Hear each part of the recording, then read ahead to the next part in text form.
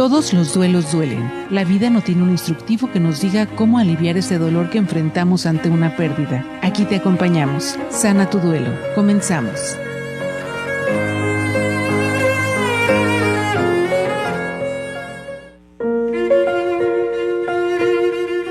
Si reunimos a la identidad, que se refiere a la percepción que una persona tiene sobre sí misma, que incluye aspectos como la edad, el género, la orientación sexual, la cultura y muchas otras características personales y sociales, y lo combinamos con un proceso de duelo que tenga que atravesar una persona, se puede llegar a tener alguna crisis de identidad y cuestionarse quién es, quién soy, qué papel juego en la sociedad o incluso qué sentido puede tener la vida, mi vida. Ya lo hemos dicho en este programa, en el proceso de duelo, es importante que la persona tenga un espacio para expresar sus sentimientos y sus emociones. La negación, la ira, la tristeza y la aceptación son fases habituales del proceso de duelo. También es importante recordar que cada persona experimenta el duelo de una manera diferente y que no hay un camino establecido para sanar el dolor. Es importante reconocer y trabajar en la recuperación emocional de las personas que enfrentan momentos de dolor y ofrecer apoyo y comprensión en momentos de crisis.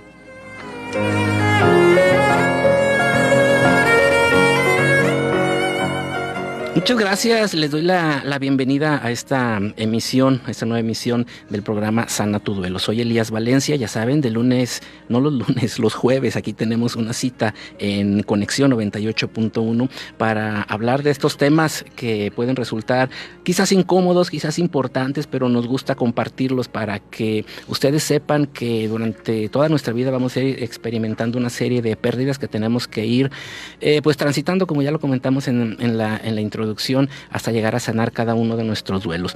Los teléfonos, las formas que tenemos de contactarnos para que si ustedes tienen alguna pregunta, alguna inquietud respecto al tema que vamos a tocar el día de hoy, en cabina tenemos el 312-31-39-98-1. Les recuerdo, estamos transmitiendo en Facebook a través de la página Sana tu Duelo Radio. Ahí queda la grabación para que ustedes estén también al pendiente, para que compartan este mensaje que se pueda llegar a dar aquí, que resulte interesante para algunas personas. Si prefieren solo el audio, estamos en Spotify como Sana tu Duelo. También ahí están cada uno de los episodios que hemos grabado aquí en Conexión para que también los puedan compartir. Bueno, este día vamos a platicar acerca de la identidad y el duelo. ¿Qué pasa con mi identidad? ¿Qué pasa cuando lo combinamos con los duelos? Pues para eso hemos invitado a un especialista. Nos acompaña Óscar Cobian Villalobos. Él es psicólogo, psicoterapeuta gestal y docente de educación superior. Óscar, bienvenido. Muchas gracias. Gracias por aceptar la invitación. Gracias, Elías. Y ¿cómo vamos desglosando este tema? ¿Qué es la identidad? Vamos a poner en contexto desde el principio. ¿Qué es la identidad? ¿Qué forma mi identidad? Claro que sí. La identidad, dentro de la amplia gama de posibilidades para entenderla, me gustaría compartir que la identidad es un proceso. La identidad es, como proceso, se va haciendo. O sea, no está del todo fija, ¿no? No nacemos con una identidad. No nacemos con una identidad, pero sí nacemos dentro de un contexto que ya nos va configurando de por sí muchos de los elementos con los cuales nos vamos a conformar ya están dados. Como el temperamento. Y más allá del temperamento, yo diría de la cultura, por ejemplo. Nacemos en una coordenada de espacio y tiempo geográfico que ya nos va configurando. Ya hay elementos a los que llegamos. Sí, no es lo mismo un niño que nazca en Colima, en la capital, que a lo mejor en una zona rural, o que Colima como estado, con la Ciudad de México o en otro país incluso. Así es. Y luego están estas cuestiones dadas que ya mencionabas, el temperamento, o sea, es la parte biológica, ¿no? Que nos condiciona para responder de determinadas maneras, ¿no? Que va a desplegarse en una serie de capacidades también, ¿no? Aquellas grandes clasificaciones de lo introversión y lo extroversión, ¿no? Sí. Nacemos en una familia en concreto que tiene su propia ideas familiares, su configuración familiar, su historia familiar, ¿no? Entonces eso también forma parte de lo que nosotros vamos captando, vamos subjetivando, ¿no? Entonces Conforme vamos creciendo, vamos entrando en relación con diferentes niveles de sistemas de la vida, ¿no?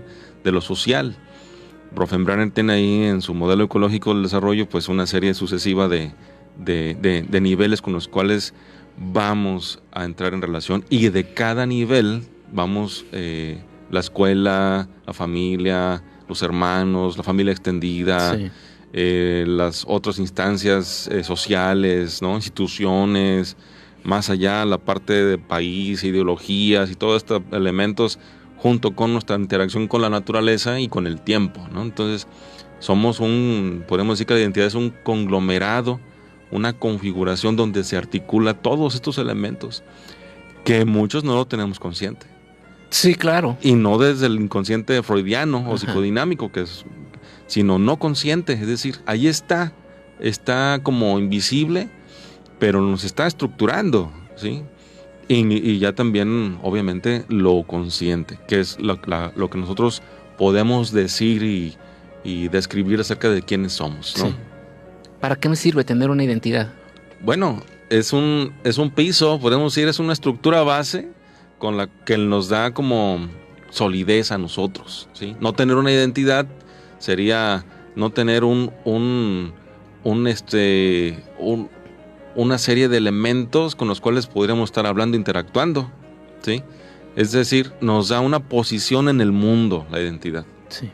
Desde ahí yo me relaciono contigo, desde ahí los otros que nos escuchan y nos ven también nos están interpretando y nos están también relacionándose con nosotros a través de estas ideas, de estas palabras que escuchamos y compartimos. Entonces, esa identidad nos da una configuración, es decir, un quién, nos da ese alguien que somos, desde el cual actuamos, ¿sí? Sí. Y nos relacionamos con los demás. Es una serie, podemos entender también la identidad como una serie de códigos, de codificaciones, para decodificar el qué hago en el mundo, quién soy en el mundo, ¿sí? Tener una identidad, es decir, yo me identifico con el ser docente, yo no hago otras cosas en ese sentido profesional que no sea la docencia, pero cuando me muevo a otro contexto, ahí despliego otra gama de lo que yo tengo interiorizado dentro de mí mismo, de lo que puedo hacer y ser, ¿sí? Convivir, pensar, sentir. Tenemos una identidad, a lo mejor en el ámbito académico, sí, otro también en el familiar, otro en el laboral.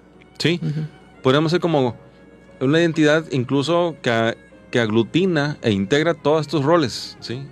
Yo soy, pero sí es verdad, como decían hay algunos investigadores que también, como tú lo acabas de decir, esta despliegue de acciones como pequeños fragmentos identitarios, como lo acabas de decir, en estos diferentes roles, ámbitos en los que nos desempeñamos, ¿no?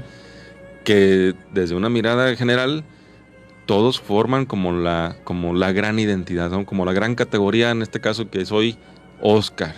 ¿Quién es Óscar? ¿Quién es Elías? ¿Sí? ¿Qué hace Elías? ¿Qué hace Elías cuando está aquí en la radio?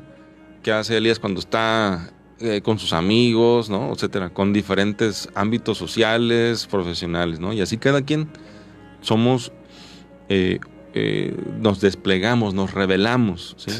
Sí. Y eso es, ¿qué es lo que une todos estos roles y todos estos ámbitos? Pues es la identidad, y es movible, ¿sí? No está fija. ¿Movible desde la conciencia? Y desde la no conciencia también, ¿sí? Cuando alguien se gradúa, por ejemplo, ¿no? Cuando alguien realiza un rito, matrimonio, graduación, finalizar algo importante en su vida, o también un rito cuando es un funeral, ¿no? El ser humano es ritualista. Sí. Antropológicamente está revisado esa parte de esa dimensión del ser humano, y esos momentos que se viven inauguran, es como si pusieran en acto una serie de instrucciones que hemos interiorizado, y eso no es consciente, pero está ahí. Es un fondo, podemos decir, cultural, es un fondo de instrucciones que no todo el tiempo los hacemos conscientes, pero cuando pasa algo en la vida, ¿sí?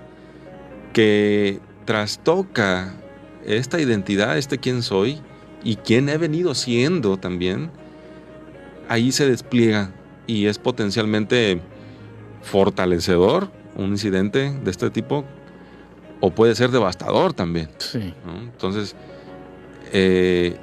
por eso no es del todo consciente, pero sí los podemos ver, ¿sí? Cuando es hasta cierto punto objetivable, ¿no? Cuando hay un suceso que convoca todas estas instrucciones interiorizadas que se despliegan y que se hagan visibles, ¿no? Sí. ¿Hay estilos, formas, alguna agrupación de distintas identidades que se puedan identificar? Yo pensaría que son el sujeto. Podríamos pensar que hay tipos. No lo había pensado como tipos, más bien como categorías, ¿sí? Tipos de identidades.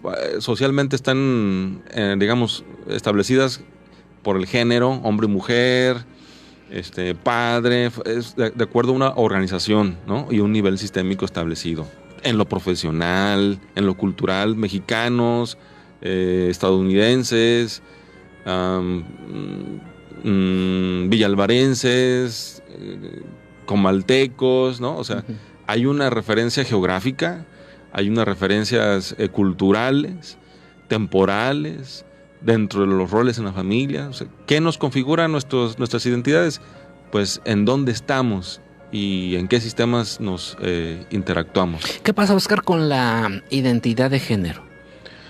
Ahí, ¿en qué sentido con la identidad de género? Cuando de repente biológicamente nace un niño, pero no se identifica, no tiene esa identidad como un hombre, sino que tiene otro tipo de identidad de género. ¿Hay alguna discordancia? ¿Psicológicamente sucede algo ahí? ¿Hay que trabajarlo? ¿Qué hay que hacer? Eso es algo muy interesante.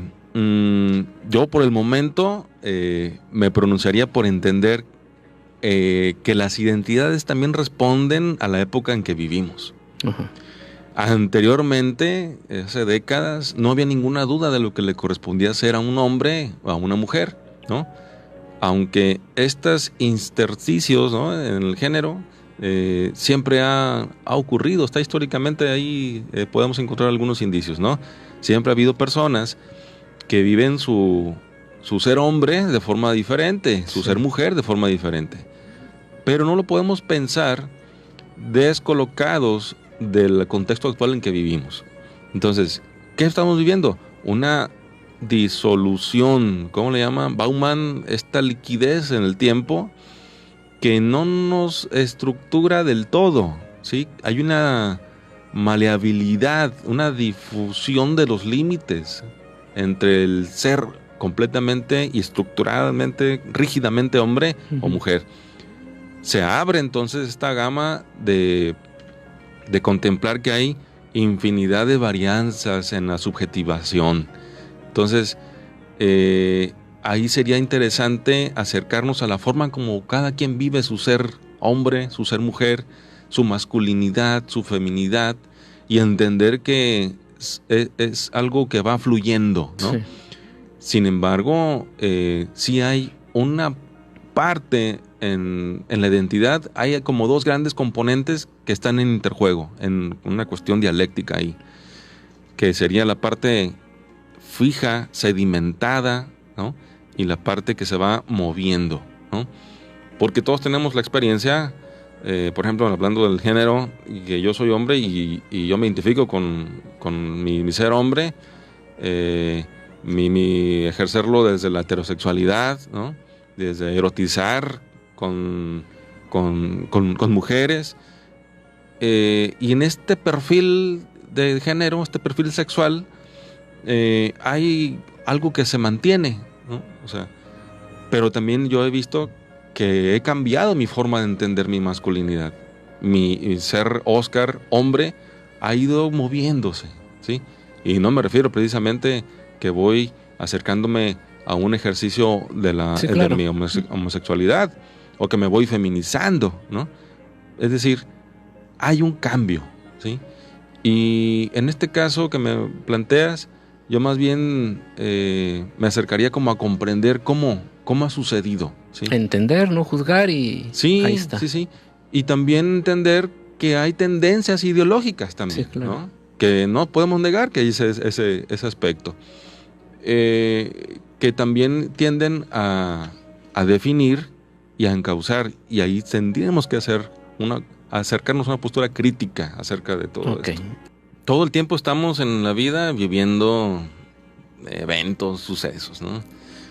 Y mientras estos eventos que vamos viviendo no nos trastoquen ni nos sacudan por dentro, los vamos asimilando, ¿sí? Y pareciera que no nos cambian, ¿sí? No nos cuestionan tanto como para que lleguemos a pensar que ya somos diferentes, ¿no? Pero hay unos eventos que sí nos pueden sacudir. Por ejemplo, la cuarentena, la pandemia, el fallecimiento de alguien, el rompimiento de una relación de pareja. Pérdidas.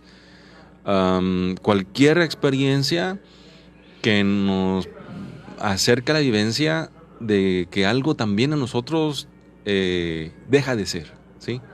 Por ejemplo, en esta identidad que nos vamos construyendo en la interrelación con los demás y con los contextos, ¿sí? Las cosas también, la naturaleza, cuando algo de este entorno cambia, como podemos recordar en la cuarentena, ¿no? Un ritmo de vida nos cambió completamente y que yo era alguien junto con ese estilo de vida, ese ritmo me soportaba, era un piso donde yo basaba y asentaba muchas cosas del que yo era.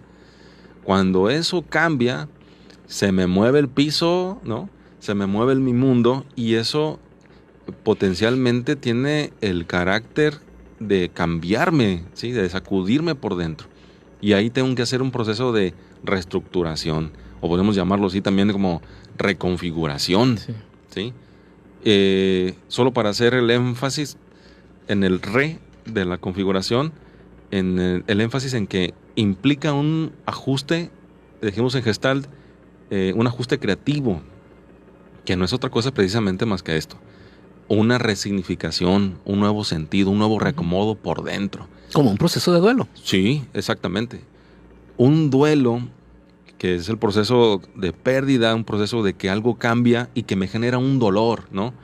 Y ese dolor, como el ser humano mismo es un proceso andando, ¿no?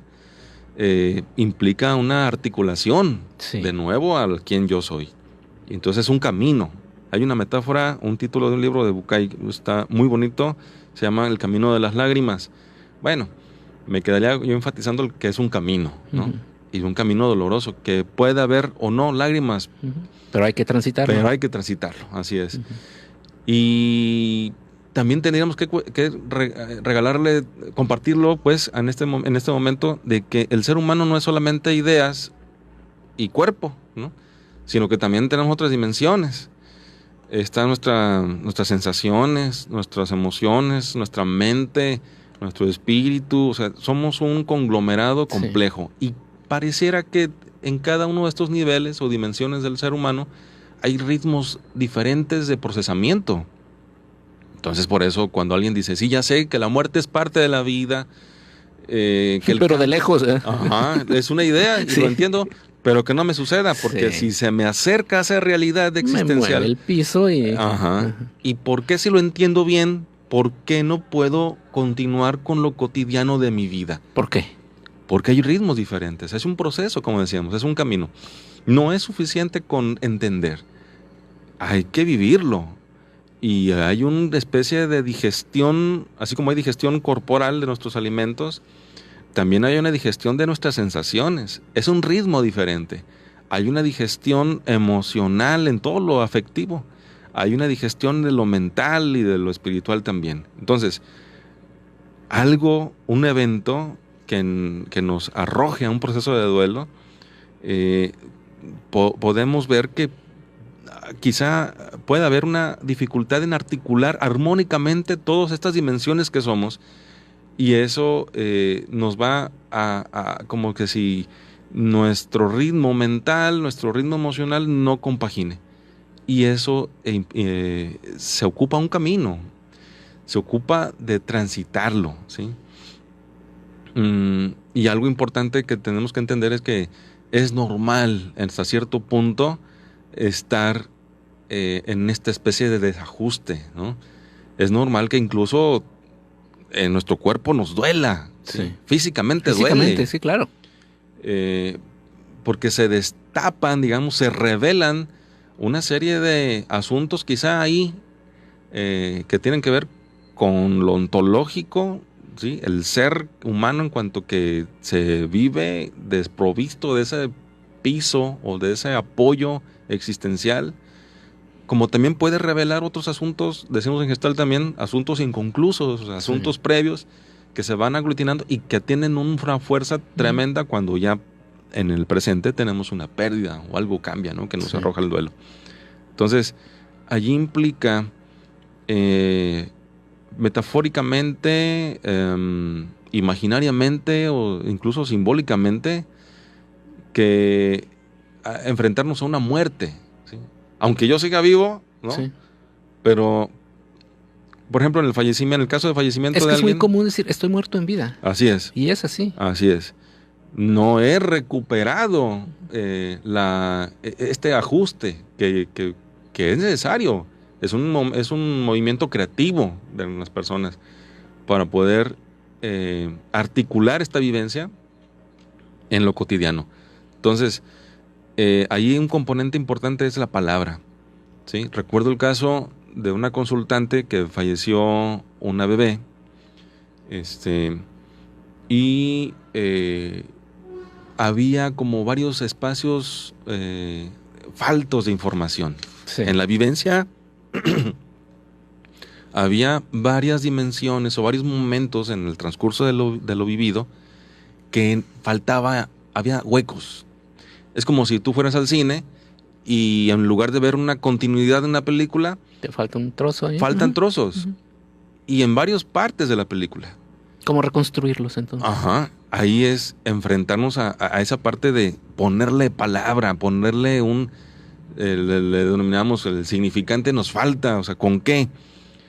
¿Con qué construyo ese puente? Y esa es la parte terapéutica, es construir puentes, ¿sí?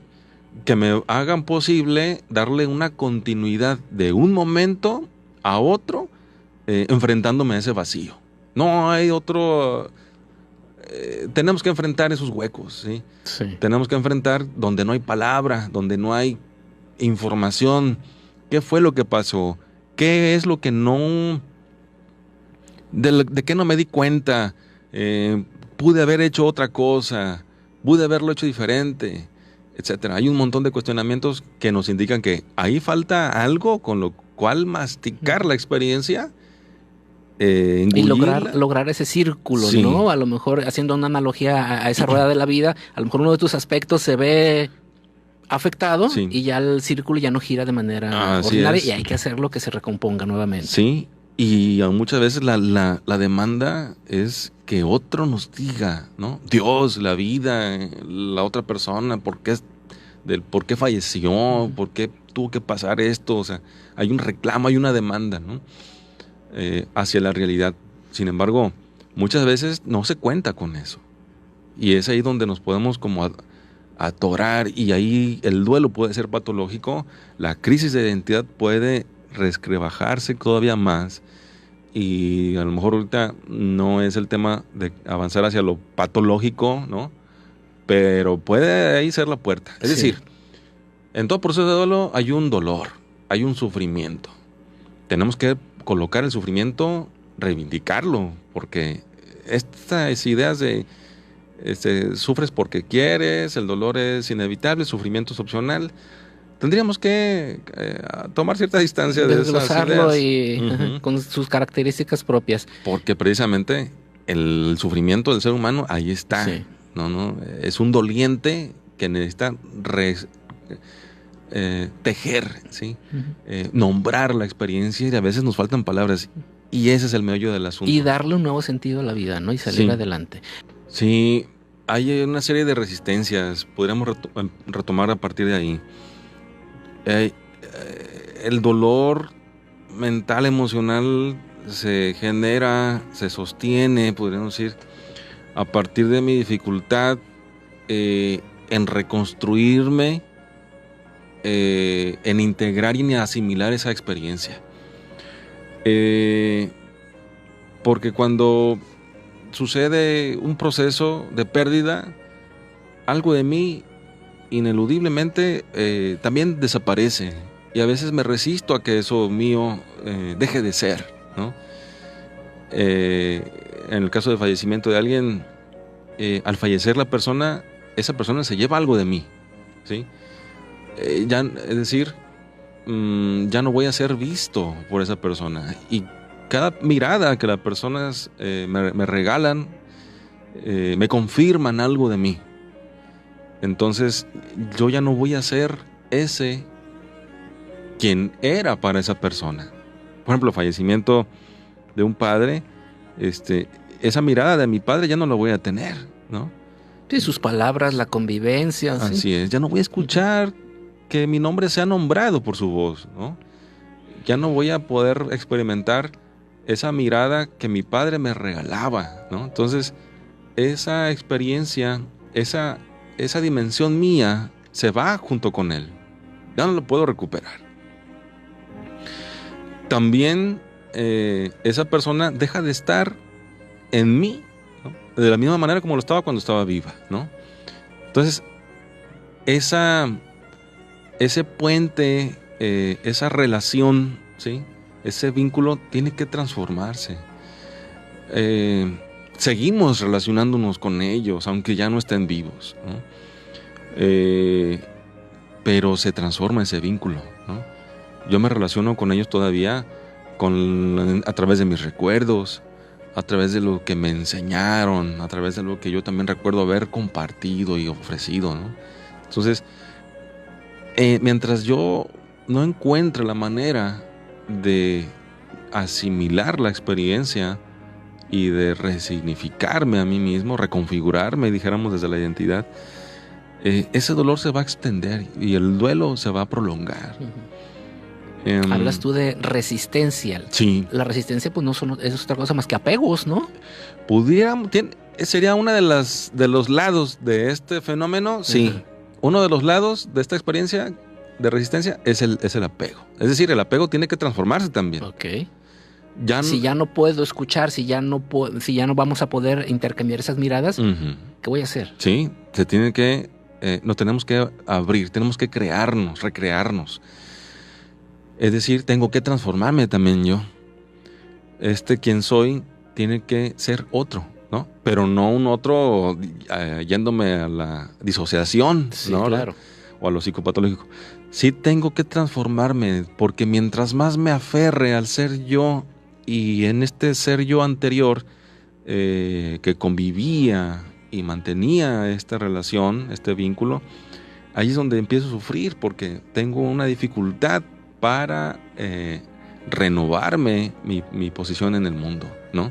Entonces, mientras más me tarde en abrirme paso a este nuevo ajuste creativo, ahí es donde más dolor hay. Entonces, esta crisis del quién soy ahora tiene que ser actualizada para articular. Decimos mucho en esta parte que es importante el hablar, es importante escribir, uh-huh, es importante observar lo que siento, es importante, decía un gran maestro, tejer finito en mi experiencia, en mi vivencia, que hay un cocinamiento de la experiencia. Decíamos hace rato, hay una digestión que pareciera que en algunos aspectos de las vivencias es más lento.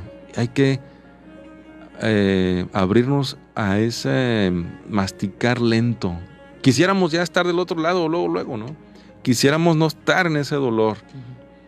Pero mientras más le saquemos la vuelta, más nos estancamos y más nos tardamos. Y luego sí puede caer en algo patológico. Sí. Entonces hay que transformar esa vivencia que estamos teniendo, ese dolor que, uh-huh, estamos experimentando, como tú dices, escribiendo, platicando, haciendo algo distinto para llegar a esa reconfiguración, a esa reconstrucción. Sí. Y ahí también implica un duelo hasta de mí mismo, fíjate bien, porque yo ya no voy a ser esa persona. Algo de mí ha cambiado. Y esto, obviamente, como decíamos anteriormente, en la medida que esta vivencia me simbra, mientras más profundo me simbre, va a ser más poderoso esa necesidad de... ¿no? Ajá. Si es una vivencia que no me trastoca en lo profundo, solamente como digamos como en el nivel superficial de los roles, ¿sí? Pues a lo mejor no me implica tanto movimiento y rápidamente lo incorporo y sigo adelante con mi vida. A lo mejor no me implica una resignificación profunda, a lo mejor no a nivel de ideología, de creencias, de aquellas que me han sustentado en el ser quien soy. Y eso va a ser fácilmente digerible. Sí. ¿No? Rápido. Por ejemplo, pierdo el trabajo, me despiden, tengo la capacidad, tengo otra oferta laboral. Sí. No pasa nada. Sí, sí. Hasta las gracias les doy. Ajá.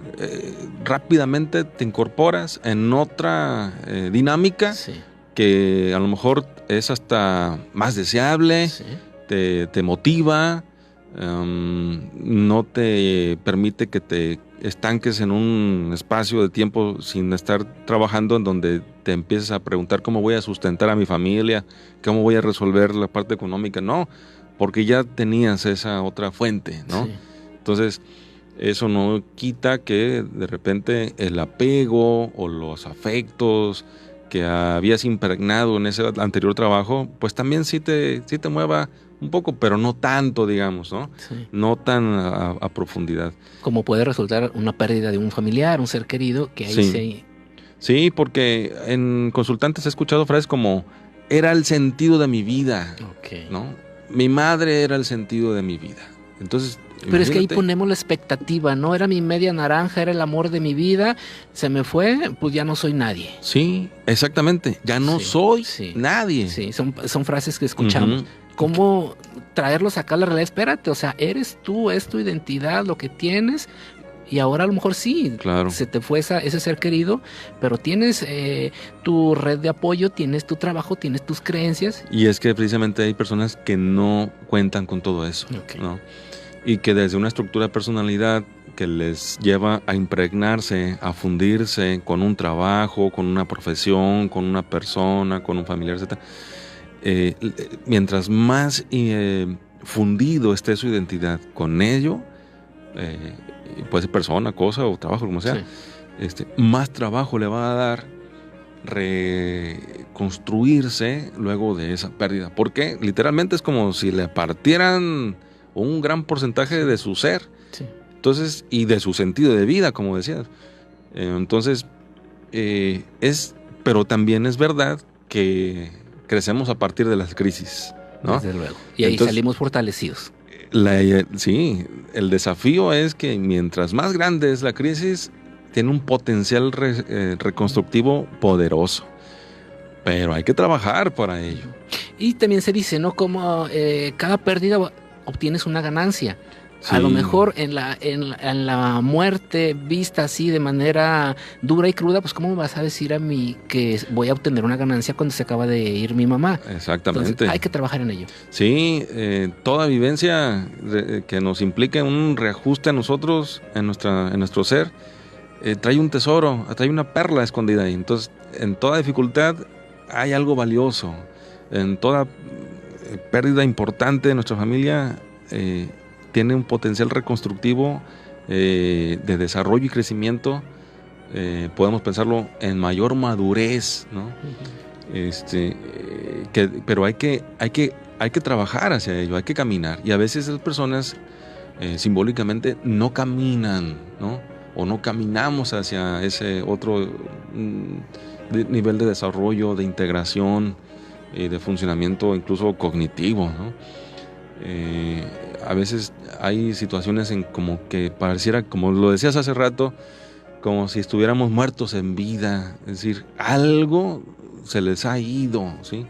Y hay que volver a reestructurarlo.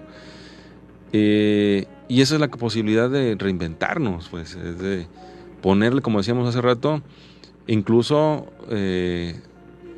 por ejemplo, ante casos de consultantes que han perdido un hijo, las frases son muy poderosas en este sentido cuando dicen, he tenido que volver a significar, dar un sentido nuevo a mi paternidad, ¿no? Porque sí tengo hijos que están vivos, pero me falta que se ha ido, ¿no? Entonces, la forma de entenderme y de vivirme como padre, como madre, está cambiando. Tanto cuando llega un bebé. Dicen algunos colegas que me han compartido esta descripción, es de que yo estoy cambiando. Esto de ser papá me está cambiando de una manera que yo no lo podía dimensionar.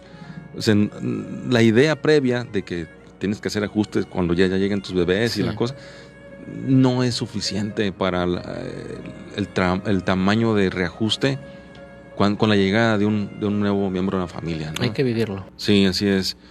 Allí, en esta otra mirada sobre esto es cómo reconstruir mi subjetividad, ¿no? Mi interioridad.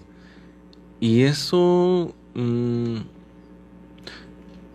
digamos, unas recomendaciones generales serían seguir con lo cotidiano, ¿sí? Porque quien soy está atado o está vinculado, no somos aislados, no hay un ser humano que esté aislado, ¿no? Es decir, en las actividades, en las acciones que haces en el mundo, te hacen ser quien eres también, ¿no? Sí. La acción es un principio ontológico, ¿no? La acción sigue al ser, ¿no? Pero también la acción configura al ser. Entonces es algo dialéctico entre yo y el mundo. Entonces, seguir haciendo lo cotidiano, seguir alimentándose, seguir durmiendo, seguir yendo a trabajar, seguir haciendo ejercicio, seguir haciendo lo cotidiano que normalmente hacía. Si no es posible hacer todo, sí, lo mínimo que serían las cuestiones del autocuidado y el autosustento, ¿no? La alimentación. Porque hay gente que se adelgaza, gente que deja de levantarse de su cama, según tan tempestivo sea ese evento en o su por vida. el contrario, ¿no? Va y trabaja excesivamente, sí. o va y se mete al gimnasio excesivamente. Hay que poner ojo ahí también. Sí, antes trabajaba 8 horas, ahora trabajo 20, ¿no? ¿Por qué? Porque a lo mejor quiero evadir esa realidad que tengo que reconstruir. Así es. Es una tarea que tenemos que hacer. Cuando estamos en duelo, hay que hacer, como tú dices, por lo menos lo mínimo, el autocuidado y las actividades ordinarias. Y tienes razón. Y hay que estarnos observando porque hay gente que no se puede poner ese límite y está todo el tiempo activa y eso le está alejando. Es decir, como tú lo acabas de decir, está perfectísimo. Es esa huida de mí mismo, porque si yo le ralentizo, me voy a empezar a sentir. Y sentir eso es como, puede ser tempestivo, o sea, puede ser intolerable. Por eso hay que también dosificar, ¿no? También de repente puede ayudarnos el platicar con nuestras personas, como lo decías también, me parece en los anteriores segmentos, es las redes de apoyo. Sí. Es necesario tenerlas, es necesario contarlas, porque en la relación con los otros nos vamos reestructurando. Si tú eres mi amigo, puedo acudir a ti y contarte, en algún momento a lo mejor sin contarte lo que tú sabes que me está pasando. Pero el hecho de ir de nuevo contigo, platicar exactamente, de estar contigo, me sostiene en la realidad del quién soy. Y tú me ayudas a sostener esa parte de mí, ¿sí? Y yo en esta interacción también me ayudo a sostenerme. De que no todo lo que yo he sido se ha derrumbado, sino que voy identificando qué es lo que todavía son mis componentes, digamos, ¿no? Y me voy reestructurando. Una parte privilegiada, un espacio privilegiado para reconstruirnos es la terapia. Es el espacio de intimidad terapéutica. En cualquier enfoque ofrece eso, potencialmente lo ofrece. Y si en un momento dado con algún terapeuta no lo encontramos, hay que buscar a otros, ¿no? Sí. Pero la terapia como espacio terapéutico, situación terapéutica, es el espacio, digamos, que no tiene ese tipo de relación, no lo encontramos con ninguna otra persona, ¿no? Sí. Y ahí es el momento para también ponerle palabras, ¿sí? Una persona, un terapeuta debidamente entrenado, entiende que va a ser el espejo, va a ser el traductor, va a ser quien encuentre por el otro las palabras, las sensaciones, los significados que el otro no puede encontrar. ¿Podemos hacerlo solos, Oscar? Hasta cierto punto, ¿sí? Hasta cierto punto, pero en algún momento, como estamos en nuestra identidad, está reconstruida, está establecida, configurada, siempre en relación, ¿no?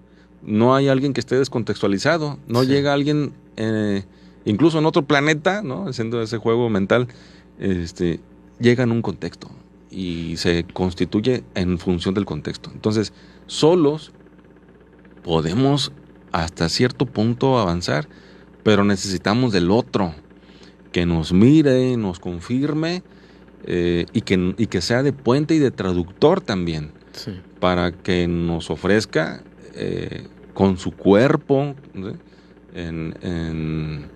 En cuanto a sensaciones. Porque a lo mejor el otro, que me ha pasado en consulta, es que no pueden nombrar algo que están sintiendo. No pueden decir exactamente qué es. Y en esta resonancia corporal intersubjetiva, ¿sí? En un ejercicio de empatía profunda, podemos sugerirle una palabra. Y entonces esa palabra le puede reorganizar la experiencia, darle un sentido y decir... ir armando ese puentecito del que hablábamos en el inicio. Exactamente. E ir reconstruyendo. Y se ocupa, obviamente, como lo comentaba, un terapeuta debidamente entrenado sabe y pone al servicio su cuerpo, su corporalidad, su mente y sus emociones también. Porque hay este fenómeno que conocemos muy bien de la transferencia, la contratransferencia, ¿no? Esta situación terapéutica que está diseñada específicamente para traducir y acompañar pues estos procesos, ¿no? Sí. Entre otros. Obviamente. Y lo importante es entender que sí se puede transitar, que sí se puede reconstruir, sí se puede resignificar tu vida una vez que hemos tenido una pérdida significativa. Sí, y que no voy a salir siendo el mismo de ahí. Y a veces la resistencia es que yo no quiero moverme, ¿no? Pero en el momento en que nos abrimos, atravesando ese dolor, ¿no? Ese camino de las lágrimas, hay un otro esperándonos, un otro que somos nosotros mismos, sí, claro, ¿no? Esperándonos ahí a la afuera. Y no es que lo olvidemos ese evento, ¿no? Pero le damos un lugar. Sí. Dentro de ese vacío que nos pueda generar, ese hueco, hay que recrearlo, ¿no? Hay que darle un lugar. Sí. No huir, ni evadirlo, ni resistirnos a su llegada, ¿no? Porque hacerlo, pues simplemente va a ocasionar, ya que lo comentamos un poquito hace un ratito, que tengamos un proceso patológico.